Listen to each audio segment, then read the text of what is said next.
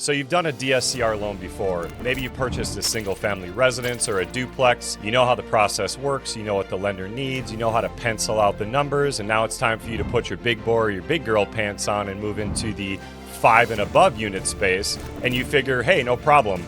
Same product, same terms, easy. Not so fast.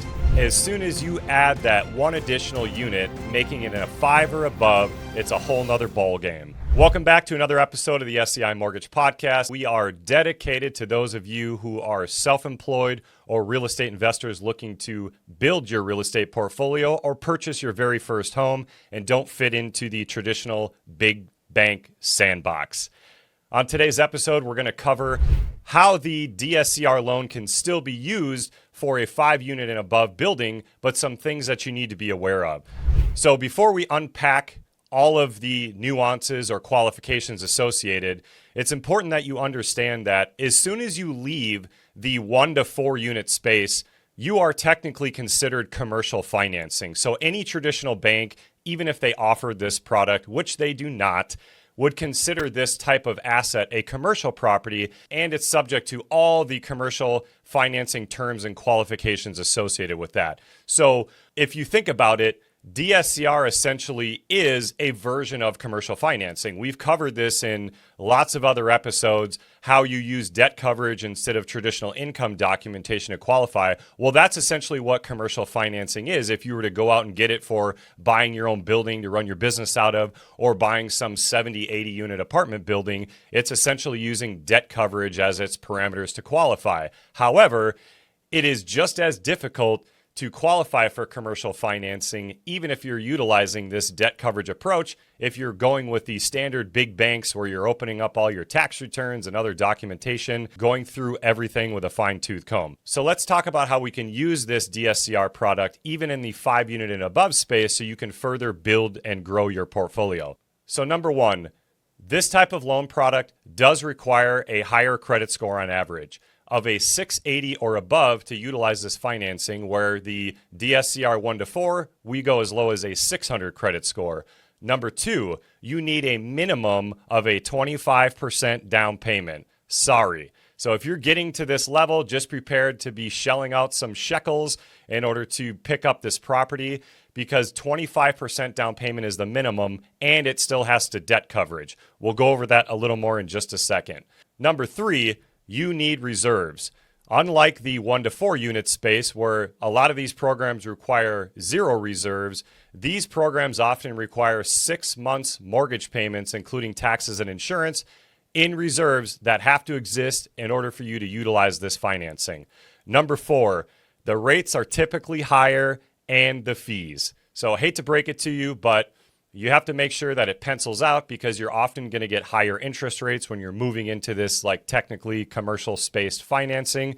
But the good news is there's still plenty of profitability out there, and we're going to further unpack what that looks like. So what's the same between the 1 to 4 unit DSCR versus 5 and above? Number one, being the biggest, you're still going to use debt coverage in order to qualify that loan. So as long as that property is doing a 1 or greater, you have the ability to utilize financing, although the 1 to 4 unit space does have a lot more creativity in order to bridge that gap. This needs to be more straightforward, and unfortunately you can't do like a no ratio or just keep increasing your down payment. Number two, you're still going to use 100% of the fair market rent average or 100% of the existing lease in place in order to meet that debt coverage to get financing for the DSCR loan product. Number three, the interest-only option is also still available. This is a huge bonus, because if you do locate a property that's distressed or it's not quite getting fair market rent, you're getting a slamming deal on it, you can utilize an interest-only payment in order to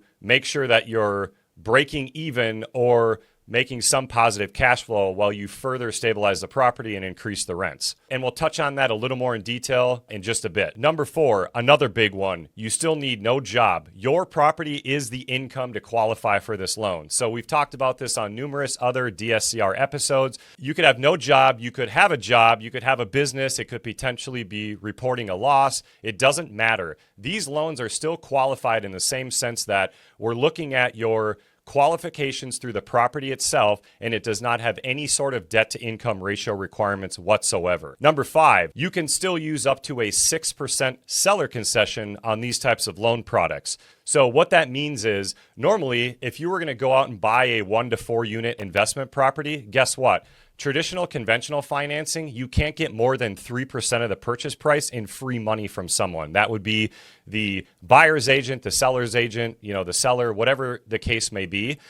It's limited to 3%. Whereas in the DSCR space, we can go up to 6% on these in the 1 to 4 and the 5 and above. There is some nuances with this, so you want to make sure that we go over how you're going to structure your offer before you actually go under contract. If you're trying to use those seller concessions to basically pay for your closing costs or further buy down your rate, but it is an option that is available to you. So let's use an example of a client that we just priced out that went under contract. He's purchasing a home for $800,000. It's a 6-unit apartment building, and some of them are rented and some of them are not rented. So we're going to use the fair market rent when we get the appraisal back with 3 rent comparables and use the middle of the rent road average. So for example, if the rent is $1,000 for one comp, $1,250 for another comp, and $1,500 for the third comp, we're going to use the middle of the road $1,250 rent plus all the existing lease agreements on the existing tenants in place and 100% of that.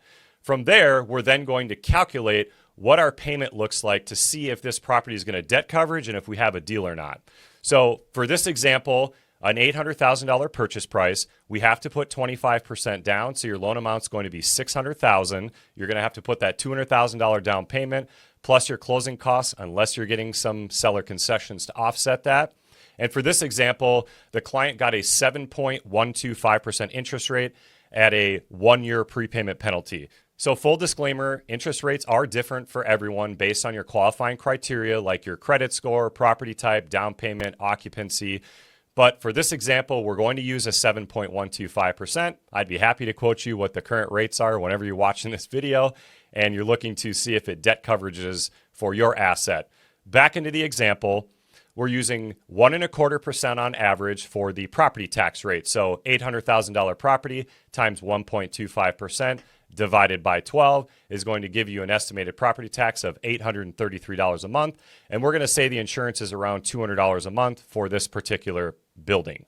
So altogether, that added up, your PITI is $5,325. So that means you need your total rents to equal $5,325 or more in order to debt coverage on this property to utilize DSCR financing. In addition to that, if you made it this far, that would mean you'd need 6 months reserves totaling around $31,950. So a couple things to point out on the reserve piece. This doesn't mean you just have to have $32,000 sitting in your bank account right now, ready to go or moving it somewhere. We just need to show that these assets exist somewhere in other financial institutions. That could be your 401k, a brokerage, your business checking, your personal checking or savings, whatever is considered liquid assets that you could actually access in an emergency. We can use those assets to meet that 6-month reserve requirement for the subject property that you're purchasing. There are a few nuances with these particular assets, so it's important that you tell us what type of assets you have these liquid funds in, because we may not use 100% of the available balance.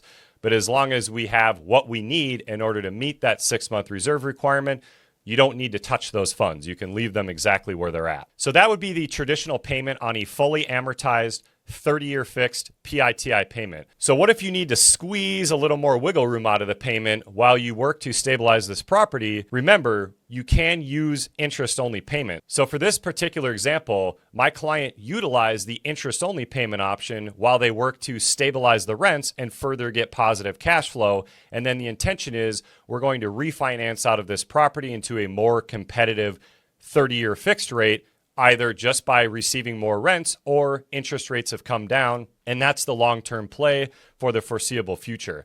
So how we did this was the loan is amortized for 30 years, meaning at the end of the term, the loan has to be paid in full. However, he has the ability to make interest-only payments on the loan for up to the first 10 years of the term.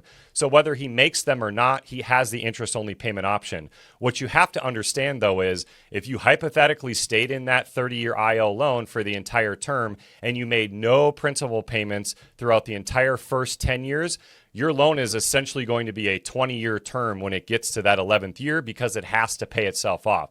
So just keep in mind that you're looking at the full big picture of what you're wanting to do with this product, so that way you have an exit strategy for what the long-term play is in order to fully get this asset performing on what you need it to do for rent, but is a great alternative in order to positive cash flow right out of the gates.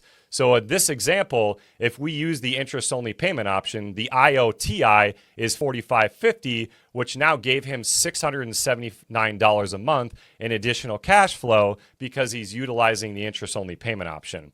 So to recap, here's your checklist. 25% down payment or greater, credit score of 680 or above, you still need no job, debt coverage of 1.0 or greater, you can use 100% of the fair market rent or 100% of the existing leases in place, 6 months reserves needed, expect higher interest rates. So if you want to avoid all the hurdles and the red tape with traditional commercial financing, when a property is over 4 units, the DSCR loan, in my opinion, is still the best option to build a strong portfolio and avoid sleepless nights of worrying about your lender calling you the next day, halfway through the transaction, telling you, sorry, you don't qualify. And if you are experiencing this right now, there is hope. These loans close very quickly. I would welcome the opportunity to structure a DSCR program for you to make sure we save that deal so you can put it in your portfolio. And for other great tools and resources, head over to scimortgage.com where you can get in touch with us or check out other phenomenal products available. Thank you so much for being a part of the community, and remember to let your income work smarter, not harder. We'll see you on the next one.